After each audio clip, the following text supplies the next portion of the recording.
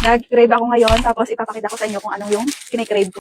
Simula talaga nung naging nanay ako, ayan, ganito na talaga yung mga kinikrave ko.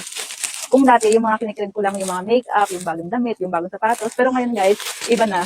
Simula nung naging nanay ako, ganito na yung mga kinikrave ko.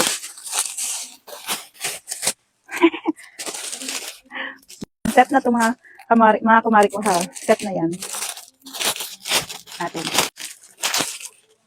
Ito yan, ayan o. Ang ganda ng design niya. Bali, meron na siyang punda. Ayan, ganyan o. Malaki na din yung punda niya. Tapos, ito naman yung cover ng bed natin.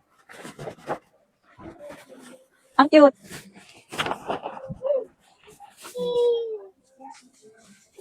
Parang magka-beige yung kulay niya. Kinuha ko. Ayan. Tapos, ito naman yung isa. Pink. Meron na din siyang punda. Mahirap magsalita. Kakainis yung ano ko, retainer. Ang hirap magsalita. Ayan o. Ito naman yung punda niya. Malaki na din. Oh my gulay. Malaki siya. Ito yung punda niya, dalawa. Tapos, ito naman yung cover niya sa bed. Ganito yung design.